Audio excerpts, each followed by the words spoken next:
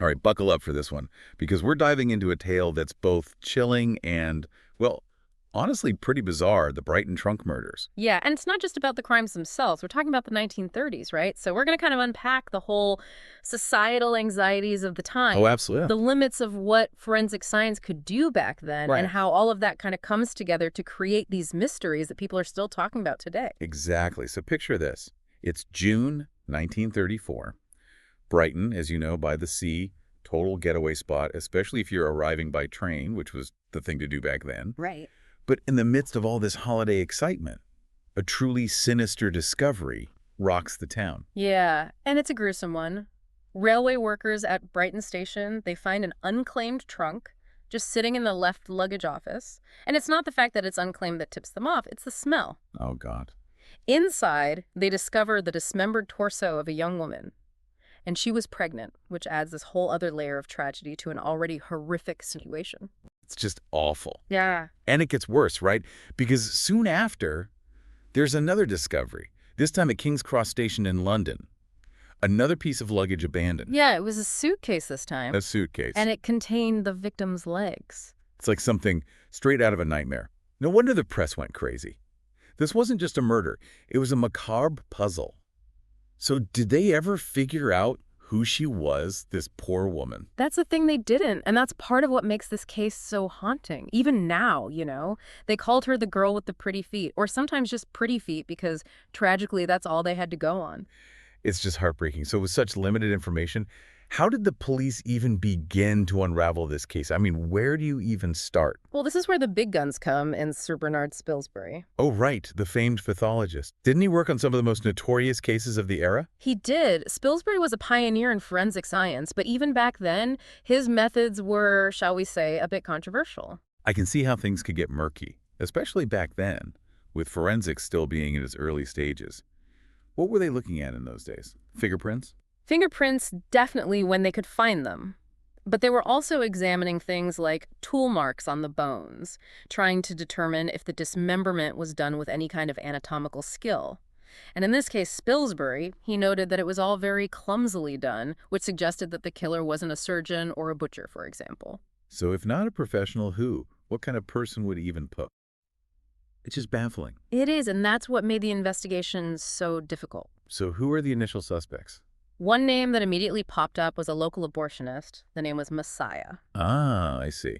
This being the 1930s, abortion was illegal, heavily stigmatized. It definitely adds another layer of intrigue and complexity to the whole thing. Exactly. And Chief Inspector Donaldson, he's leading the investigation, and he found Messiah's history, well, let's just say he found it pretty suspicious given the circumstances.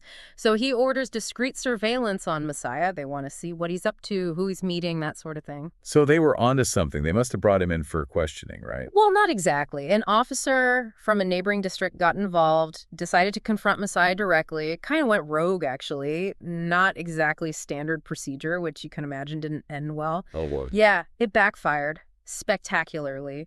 Messiah, he wasn't intimidated at all. In fact, he starts writing down a list of names, almost like a challenge.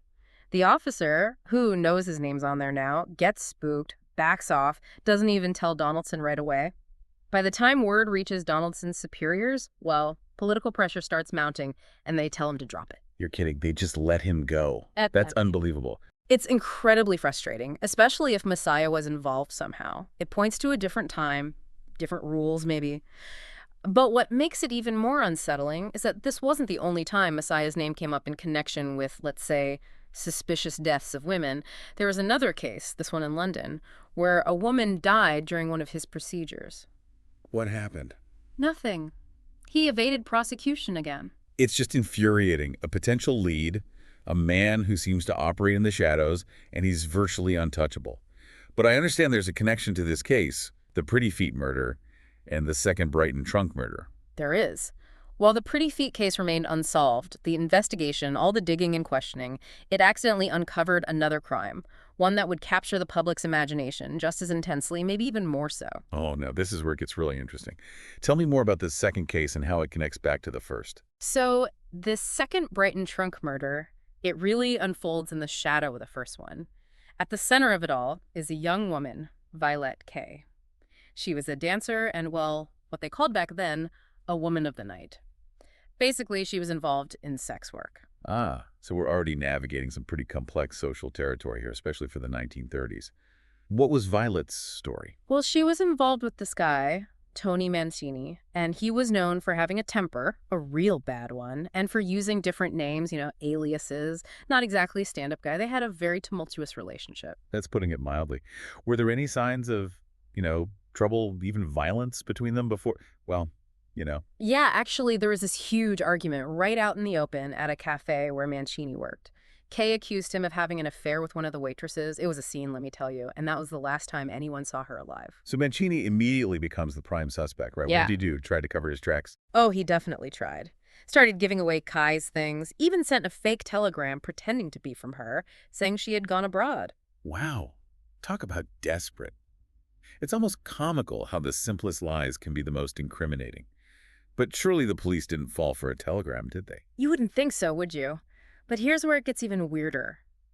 Mantini moves to a new place, and guess what he brought with him? I think I know where this is going. Another trunk. Bingo! But here's the kicker. He wasn't even trying to hide it, used it as a coffee table in his flat. Are you serious? That's unbelievably brazen. How did he think he would get away with that? Someone must have noticed something. People complained about a bad smell, but no one, and I mean no one, suspected what was really going on. And that's where those investigators working the Pretty Feet case come back into the picture. It's almost as if fate intervened. Okay, you've got to tell me, how does it all connect? So, the police, they're out and about around Brighton Station, right, asking questions, looking for any lead at all in the Pretty Feet murder. And somehow they stumble upon Mancini and his, shall we say, unique coffee table. It's almost unbelievable, but the unsolved Pretty Feet case led them straight to Violet Kay's remains. It's like something out of a detective novel, this bizarre twist of fate.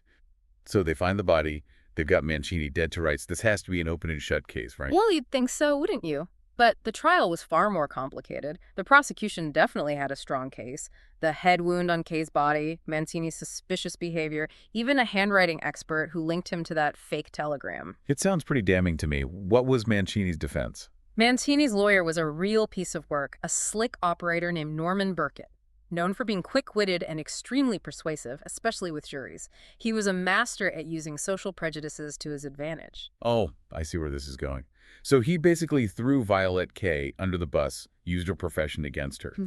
Sadly, it's a tactic that's still used today. Exactly. He painted her as a woman of the night, implying that her lifestyle made her, vulnerable to violence from any number of men, as if her profession somehow justified her murder. Infuriating. But did it work? Did the jury buy it? It gets worse. Burkett, he didn't stop there. He systematically picked apart the forensic evidence, which back then wasn't as foolproof as we might think it is today. That's right. Even with Spilsbury's expertise, forensic science was still relatively new. What kind of arguments did he use? Burkett was clever. He focused on the subjective aspects of forensic analysis, questioning things like the interpretation of tool marks, the estimated time of death, that sort of thing. And he did it in a way that planted seeds of doubt in the jurors' minds. So what happened? What was the verdict? After what must have been an agonizing wait, the jury came back with a verdict of not guilty. Not guilty. You're kidding. He walked free. He walked free. The public was outraged. Imagine that. A man gets away with murder with the evidence literally staring everyone in the face. It's beyond frustrating. It's just plain wrong. But wait, wasn't there something? Didn't Mancini confess years later? That's the thing. Decades later, in 1976, he gave an interview to a journalist and admitted that he killed her. Oh, wow. Okay, what did he say after all that time? Mancini said that during that big fight at the cafe, he threw a hammer at Kay in a fit of rage and accidentally hit her head, called it a crime of passion. But of course, it was decades too late for any of that to matter. Wow. A confession, years after the fact. It's amazing how guilt can eat away at a person even after they think they've gotten away with something. It really makes you wonder about the burden of carrying a secret like that for so long. But in a way, Mancini's confession just adds another layer of complexity to an already incredibly complicated story. We're left with more questions than answers. 2 Brighton Trunk murders, 2 women dead, 1 case unsolved, and the other, a conviction that slipped through the cracks of justice. It makes you think about the nature of truth, doesn't it? How elusive it can be. But of course, there's more to these stories than just the crimes themselves, right? Definitely. These cases, as horrific and bizarre as they were, they also hold up a mirror to the times in which they took place. They expose the anxieties of that era, the limits of what people knew, and how those limitations and biases really shaped the way these cases were perceived, investigated, even how they were judged in the court of public opinion. That's a really good point. We're not just talking about the whodunit aspect, but also the why and the how of it all. How did people react to these gruesome discoveries? What can we learn from their reactions? It's amazing, isn't it? These Brighton Trunk murders, almost a century apart, they still have this grip on us. The gruesomeness, the mystery, that glimpse into a different time. It's hard to look away. And let's not forget about the media frenzy around all of this, especially back in the 1930s. The newspapers, they knew how to spin a story, sensationalize these murders, using language that, well, both captivated and horrified people in equal measure. Headlines screaming about pretty feet and hinting at these unspeakable acts. Right. It's like they tapped into some kind of primal fear lurking beneath the surface of everyday life. And Brighton, this idyllic seaside town, suddenly becomes this place of shadows and secrets. Did all that media attention, that hunger for the macabre, did it affect the investigations, the trials? Absolutely. I mean, think about it. Two gruesome murders, both involving trunks, both happening in Brighton. Even if they were years apart, it's hard not to see the parallels. It's like these cases became these cautionary tales reminding people that even in paradise, bad things can happen. And that resonated with people. Take Mancini's trial, for example. That became about so much more than just evidence. It was a morality play in a way. With Violet Kay's life, her choices held up for scrutiny. And that scrutiny tragically had a real impact. It colored how the jury saw her and ultimately how they judged Mancini's guilt. It's a stark reminder, don't you think, of how societal biases, especially those against women, can find their way even into the courtroom. Definitely. It's like the Pretty Feet case, with all its unanswered questions. It fed into these anxieties about vulnerability, about being anonymous in a big, sometimes uncaring world. And Mancini's trial, it exposed these hypocrisies, these double standards that especially women, particularly those deemed immoral by society, had to face. It's disturbing how those same issues still resonate today, even after all these years. Makes you wonder, have we really come that far? We devour true crime podcasts, documentaries. The more gruesome, the better, it seems. Are we that different from those newspaper readers back in the 30s, eager to soak up every horrifying detail? That's a good question and a tough one to answer. This fascination with crime, with the darkest parts of human nature, it's always been there. But hopefully we can look back at these cases with a bit more perspective, right? We have the benefit of hindsight, a deeper understanding of forensics, and maybe, just maybe, a more nuanced view of social dynamics than they did back then. That's true. It's like we're layering the story, peeling back time and prejudice to get a clearer, although maybe even more complicated, picture of what really happened. But even with all our advancements, some mysteries, like Pretty Feet, they just linger. Don't you wonder, what if it happened today? With all the technology we have now, would we finally know who she was? Would we have those answers? Wouldn't that be something? Her DNA could finally reveal her identity. We could track her movements, maybe understand her story. It's tempting to think, with all the tools we have now, we could solve a crime that's baffled everyone for almost a century. It speaks to our need for closure, I think, for those neat and tidy answers. And maybe that's why we keep coming back to these stories, these unsolved mysteries. We're searching for that missing piece of the puzzle, even if there isn't one. Right. We want to make sense of the senseless, and sometimes the journey, the trying to piece together these fragments of the past, tells us more about ourselves than it does about the actual crimes. And that's what makes these cases so fascinating, so endlessly captivating. And on that note, we'll leave you with this. The Brighton Trunk Murders, as gruesome and puzzling as they offer this really unsettling glimpse into the darker side of society, both past and present. They remind us that darkness can lurk in the most ordinary places, and some secrets, tucked away in those metaphorical trunks, those may never fully see the light of day.